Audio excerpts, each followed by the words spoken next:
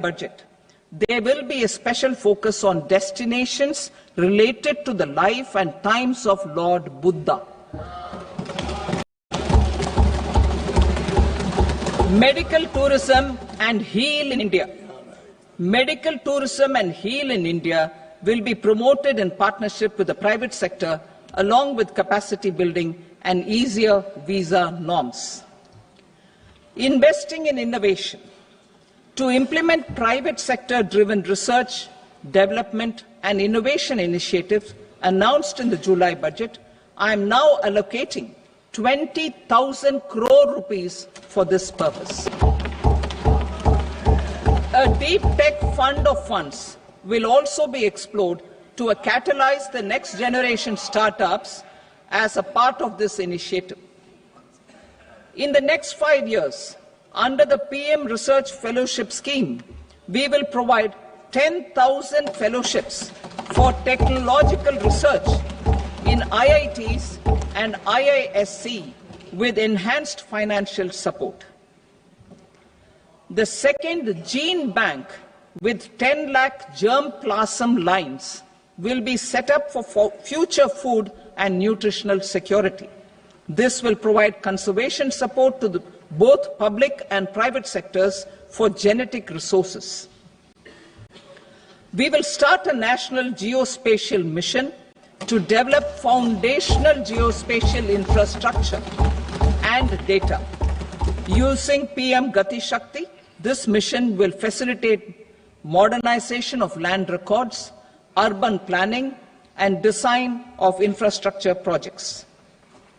A Gyan Bharatam mission for survey, documentation, and conservation of our manuscript heritage with academic institutions, museums, libraries, and private collectors will be undertaken to cover more than 1 crore manuscripts.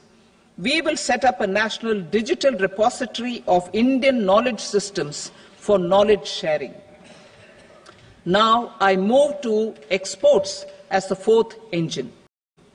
We will set up an export promotion mission with sectoral and ministerial targets driven jointly by the Ministries of Commerce, MSME, and Finance.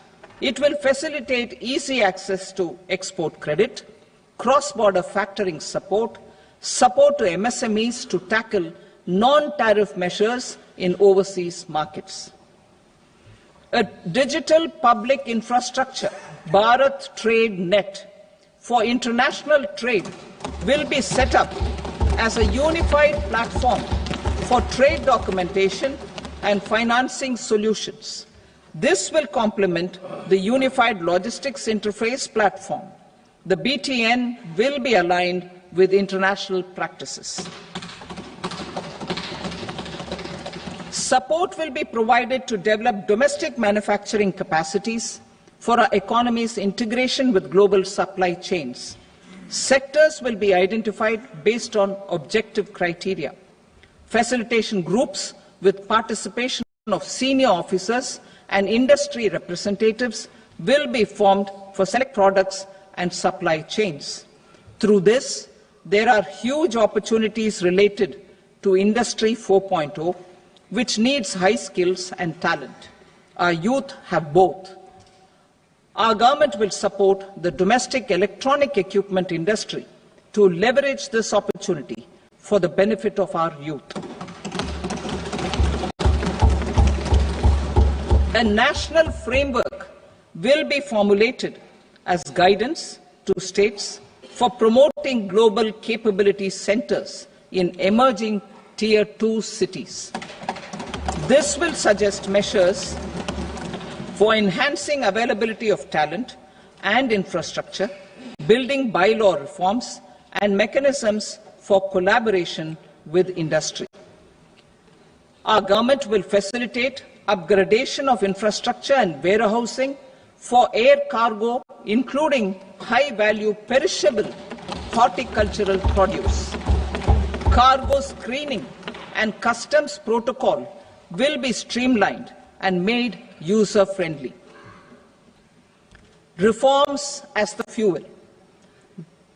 Over the past 10 years, our government has implemented several reforms for convenience of taxpayers, such as faceless assessment, 2, taxpayer charter, 3, faster returns, 4, almost 99% returns being on self-assessment, and 5, Vivad Se Vishwas scheme.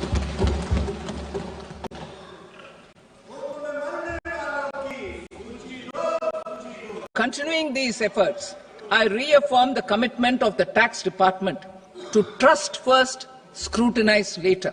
I also propose to introduce the new income tax bill next week. I will detail the indirect tax reforms and changes in direct taxes in Part B. Financial sector reforms. The FDI limit for the insurance sector will be raised from 74 to 100%. This enhanced limit will be available for those companies which invest the entire premium in India. The current guardrails and conditionalities associated with foreign investment will be reviewed and simplified. The services of India Post Payment Bank will be deepened and expanded in rural areas. NABFID will set up a partial credit enhancement facility for corporate bonds for infrastructure. Public sector banks will develop Grameen Credit Score framework to serve the credit needs of SHG members and people in rural areas. A forum for regulatory coordination and development of pension products will be set up. To implement the earlier announcement on simplifying the KYC processes, the revamped Central KYC Registry will be rolled out in 2025. We will also implement a streamlined system for periodic updating. Requirements and procedures for speedy approval of company mergers will be rationalized. The scope for fast-track mergers will also be widened and the process made simpler. As proposed in the interim budget, we signed bilateral investment treaties with 2 countries in 2024 to encourage sustained foreign investment, and in the spirit of First Develop India, the current model BIT will be revamped and made more investor-friendly. In the last 10 years, in several aspects, including financial and non-financial, our government has demonstrated a steadfast commitment to ease of doing business. We are determined to ensure that our regulations must keep up with technological innovations and global policy developments. A light-touch regulatory framework based on principles and trust will unleash productivity and employment. Through this framework, we will update regulations that were made under old laws. To develop this modern, flexible, people-friendly and trust-based regulatory framework appropriate for the 21st century, I propose 4 specific measures. A high-level committee for regulatory reforms will be set up for a review of all non-financial sector regulations, certifications, licenses, and permissions. The committee will be expected to make recommendations within a year. The objective is to strengthen trust-based economic governance and take transformational measures to enhance ease of doing business, especially in matters of inspection and compliances. States will be encouraged to join in this endeavor. An investment friendliness index of states will be launched in 2025 to further the spirit of competitive, cooperative federalism. Under the Financial Stability and Development Council, a mechanism will be set up to evaluate impact of the current financial regulations and subsidiary instructions. It will also formulate a framework to enhance their responsiveness and development of the financial sector. In the Jan Vishwas Act 2023, more than 180 legal provisions were decriminalized. Our government will now bring up the Jan Vishwas Bill 2.0 to decriminalize more than 100 provisions in various laws.